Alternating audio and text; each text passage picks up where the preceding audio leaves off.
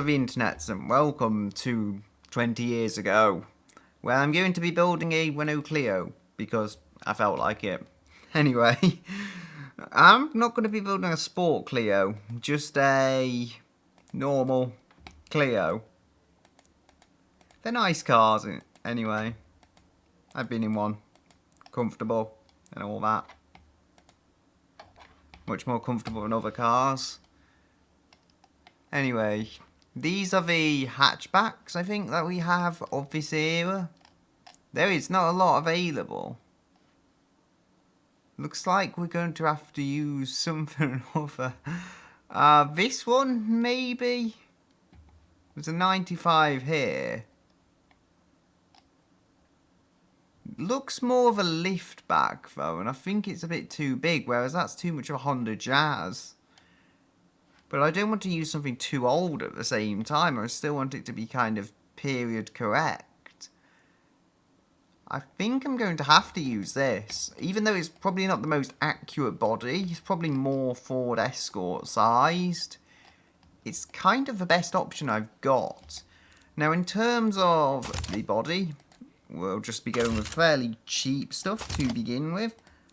And I'll change it later. I'm not building an exact replica here, but I'm going to start off with the same front transverse and McPherson strut the Clio has. I believe that also has torsion beam on the way. So, yeah, from what I've seen of it, although it's not that I'm 100% certain of it, I just saw what looked like a part of a torsion beam a lot, so yeah, that's from a Clio. Then it's probably got a torsion beam. As I'm getting sidetracked, this is a heavy old unit, cast iron. I think I'll go with an aluminium head. Or do I want the whole thing to be aluminium? It's a cheap car, so I guess I'll just want the top to be aluminium. Give it a direct acting overhead cam. 2-valve per cylinder. This is not going to be one of the fancier engines. I think we can say that much. And as a result of it not being one of the fancier engines, this can just be our 1-litre Stupawev thing. Yep, this is probably the first place it's deviating from the Clio in a huge way.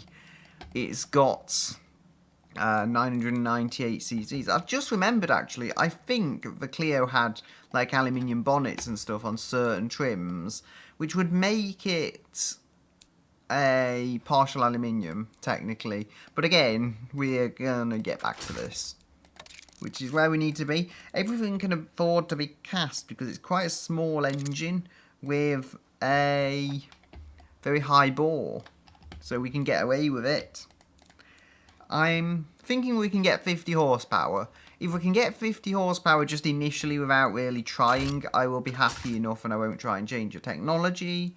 Single point electronic fuel injection is really the only choice for a budget car. I could probably put a carburetor in it, but let's be honest, it's 1999. Why would a 1999 car have a carburetor? The carburetor was good as gone by then. The only car that you may have been able to find it in was some kind of Metro or whatever, if they were still making them then, because it was using old engines and whatnot.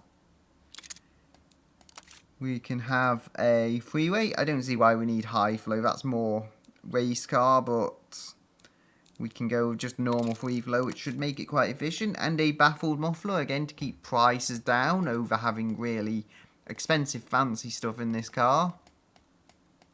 Come on. Gotta jump up somewhere. Oh dear. You could say I'm not trying hard enough, but I'm not gonna bother trying to get extra power out of it right now. I just want to move on, and then I can work on the power. The exhaust could change. No. I'm going to change the engine block before I change that from shortcast. Right, so what do we have here? We have quite a few body types, and only one of them is a hatchback, I would imagine. Yes, sedan, hatchback. Maybe if we go like this. Nope. I think if we bring that back, Yeah, the wheelbase is just too long on it though. I can't really work with that. And I did say I wanted it to be period correct. But I may just have to go with an older body. The worst part is there's probably one or two from the year 2000 which would do a decent job. So these are the next best options. We have the 87 and 88 hatchbacks. This is, in my opinion, the closest to a Clio of the two. So it's what we're going to use. What can we use on the other bits? Go back to the body. We've got the sedan, the wagon, this hatchback. Should we build a two-door? Yeah, let's make it sporty. Or just cheap. One of the two. Mainly cheap, because I guess it's a cheap car. There's a convertible. I'm not sure if there was ever a convertible of a Clio. I don't think there was. Now, we will go with a manual 5-speed, perhaps. Is that the appropriate transmission for the era? I believe it is. It's not a really fancy car, so it would definitely not have a 6-speed or anything. Although it could probably have a 4-speed auto at the same time. You know what? Yeah, let's turn this into a proper mobility scooter. Nothing at all to make it fun. No fun engine, no fun transmission. Yeah, just a slush box and a hopeless 1-litre engine which doesn't make any power low down. Oh dear. What has become of me when I'm building cars like this? Yeah, I think it's safe to say I'm not the typical YouTube channel that would do this. They would normally do something more dramatic. Also, this video is not for children. Yeah, if you are a child, I am watching you. Nah, I kid. I don't really know, but there's nothing they can hold against me as long as I'm not making any money from it. So, yeah, that's just how I deal with it. It's slightly upsetting, really, though. And I don't know what the future holds for YouTube when, as of this point, things are just getting worse and worse. But thankfully, my car is getting better and better, as it also gets worse and worse. Now, the Clio, I did read it had vented discs on the front, which seems a bit too advanced, honestly, for this type of vehicle. I would say solid discs front, and it's drums on the back. So, we've got the basis here. How do I want to differentiate it? I know the Renault Clio, not the Renault Clio, that's what we're building a competitor to. The Honda Civic had same front suspension type, but it had double wishbone on the rear. The last Civic generation with fully independent suspension all round. Do we want basic or standard? I think standard. It's not a super mini, so we want to give them a bit of niceties to the interior. We will go with hydraulic power steering, and I might upgrade it to variable hydraulic. We'll have to see about that. We'll go with some advanced 90s safety as well, because Renault were always quite big on their safety, so should we be. We'll go and build decent enough suspension up. And hey, fun budget with an automatic. I mean, honestly, this is a car, and I would not call it fun. Bring that up. I've given it more of a sporting profile than I perhaps should have, but that's just how I tend to build these things without really thinking. There we go. So that is a car of sorts. We won't be going with hydropneumatic suspension. No, it's too cheap for that. I do wonder how quick it'll be though. It's getting 28 miles per gallon. Maybe we can beat that. Actually, maybe we can up it now without even changing the engine, as I would say. Although, apparently not. 24.2 0 to 60. It is completely hopeless. I'm just hoping if I add 20 horsepower or something, it will truly improve. I've put 155s on, it's not going to need much wideness here. So, city budget, family budget, pony budget. I'd say family budget is probably the most accurate of these classes, even though it's not performing the best in this class. It's just a class where it really feels like it belongs. And they like having a bit more under tray. Although it does obviously cost more.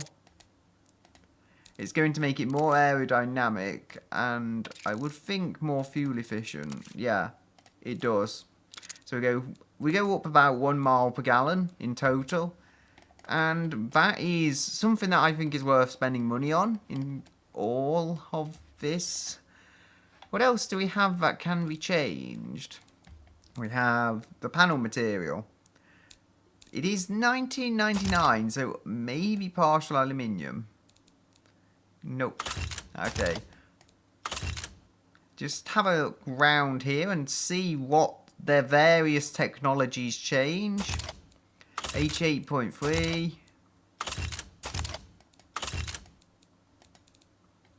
And there's not really any advantage on the markets to partial aluminium. I could probably make it quicker and I could probably make the miles per gallon better, so I may come back to this.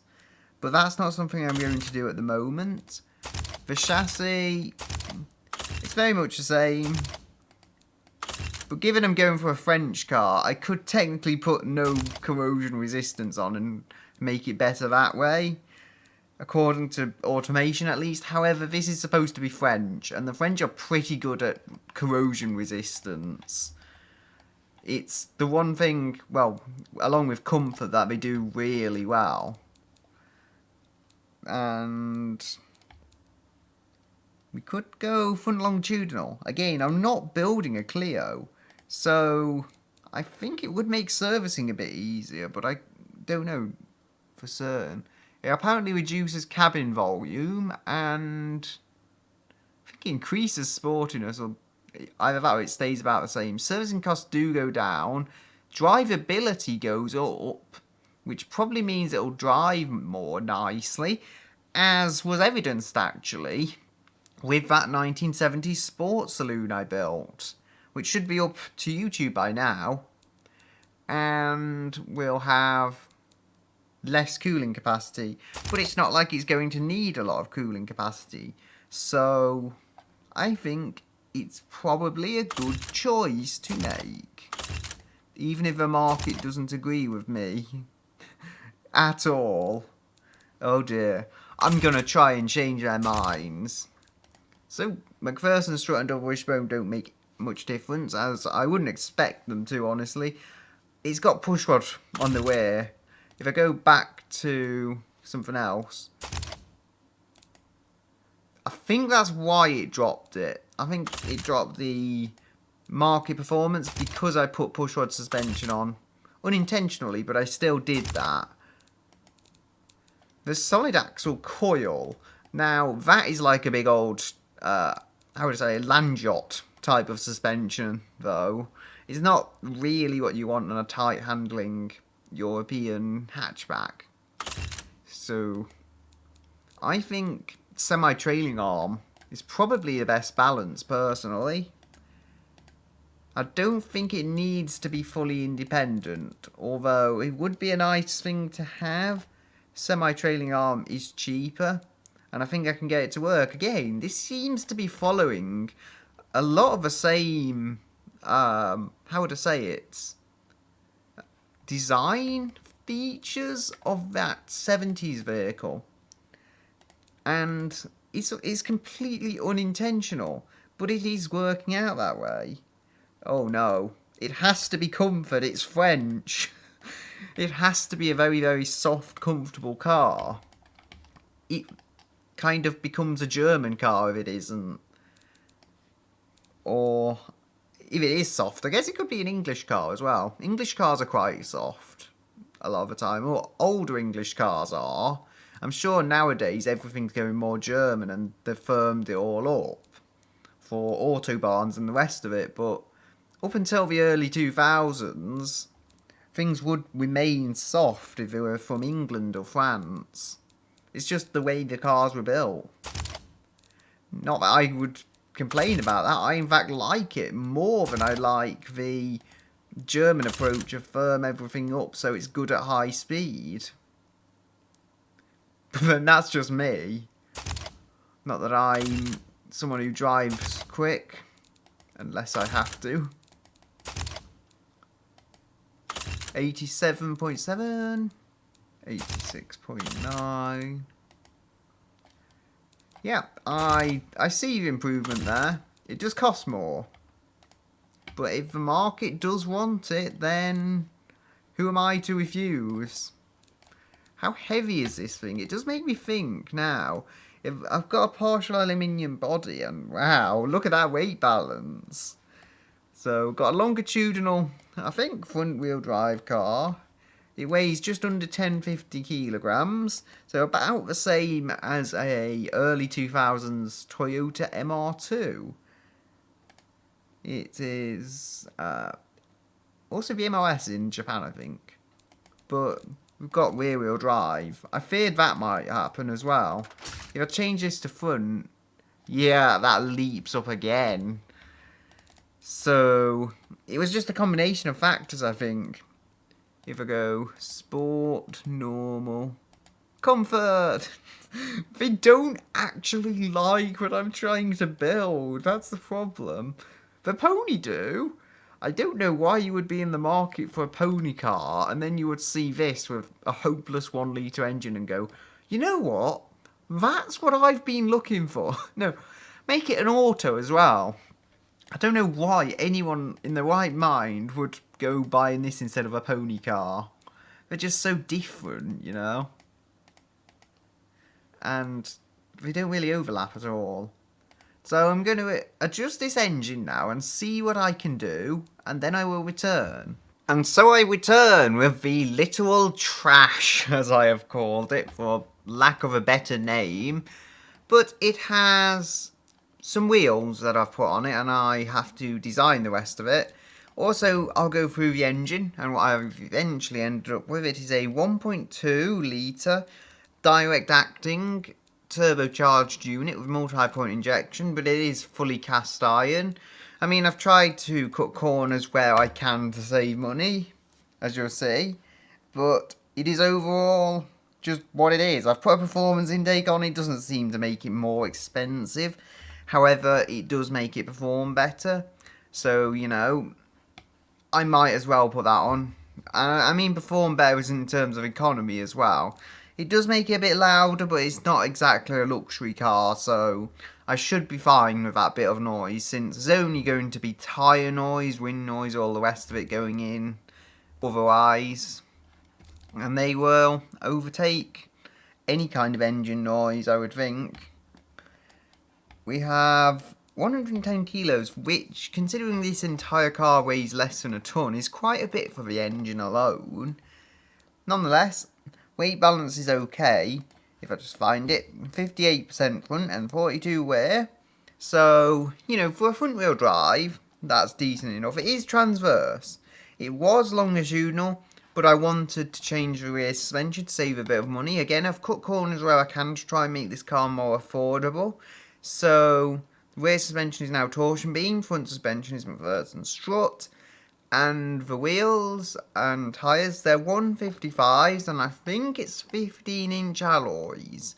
I know it's alloys, though, I think it's 15 inches, and they are just changed to those wheels so I could see how they look. They're not permanent, I may change them. But anyway, without further ado, let's design this thing and see how it goes.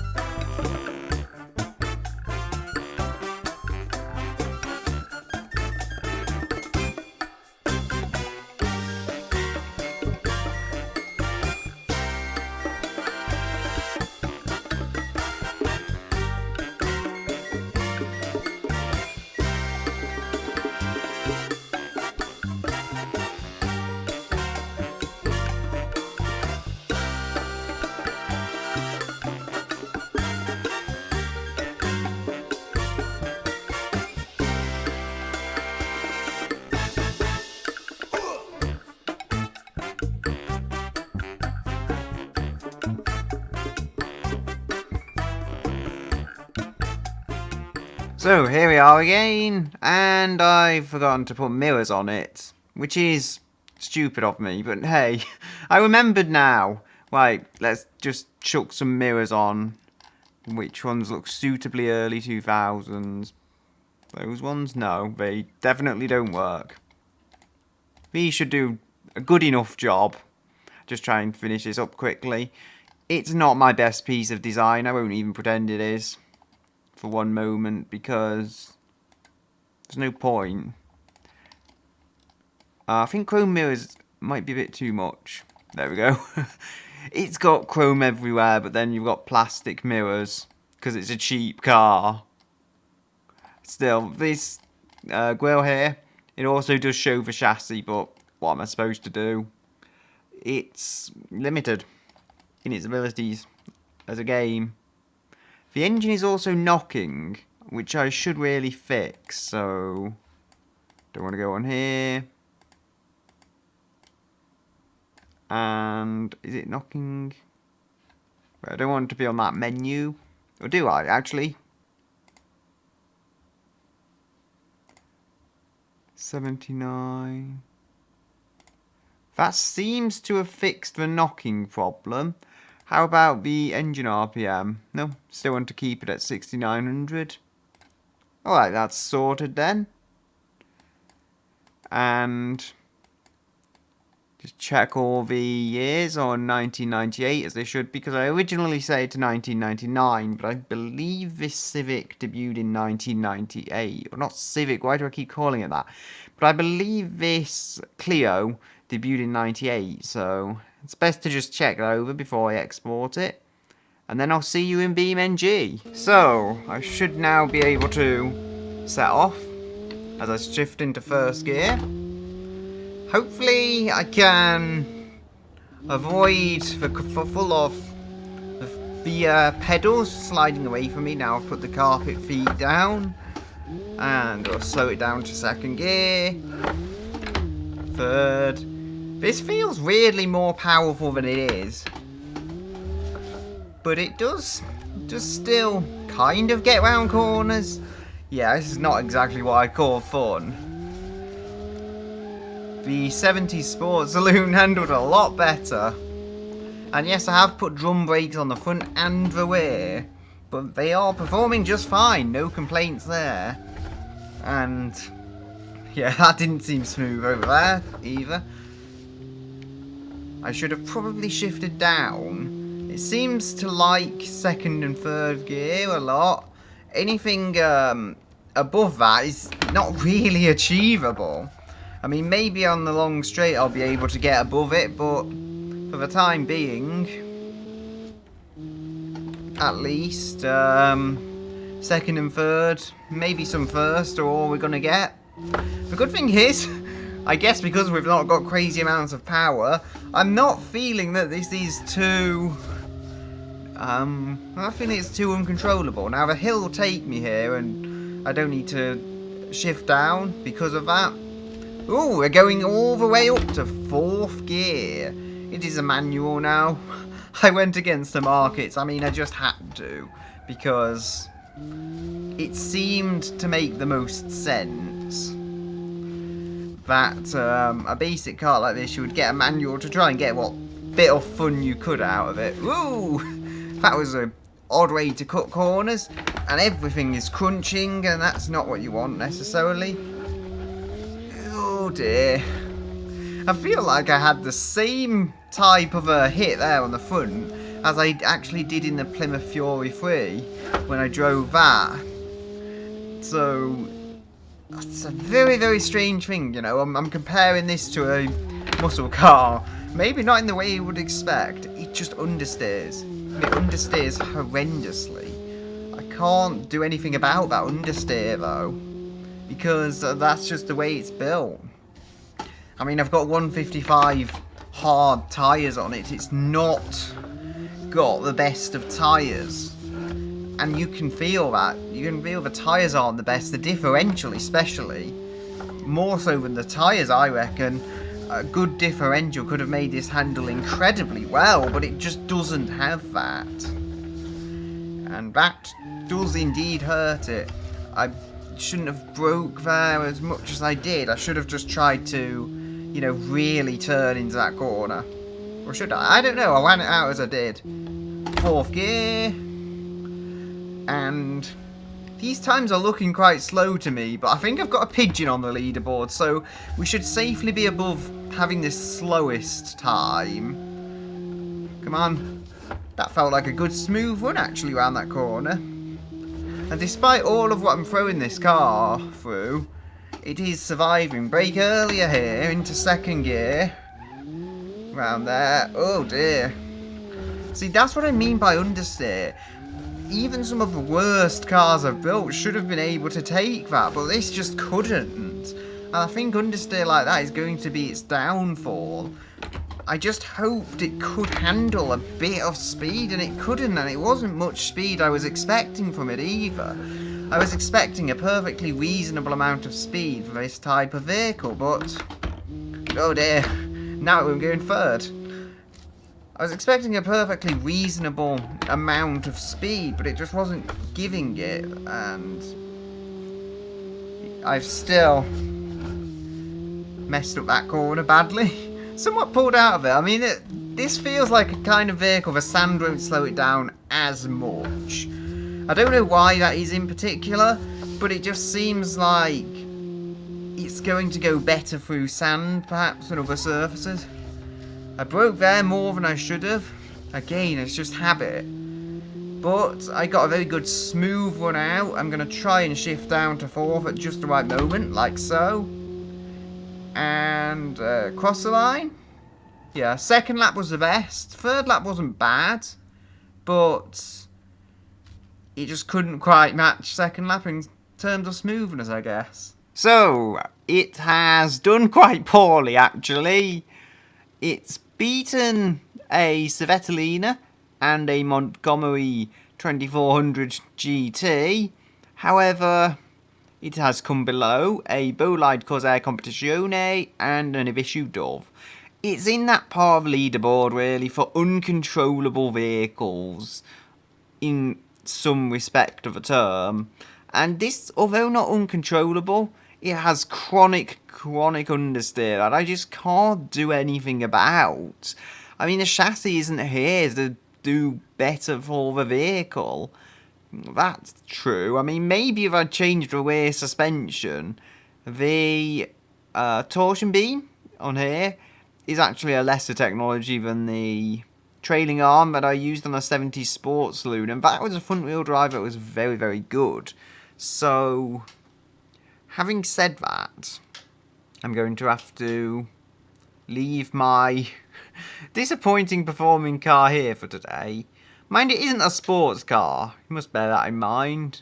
But anyway, until next time, goodbye, until another day.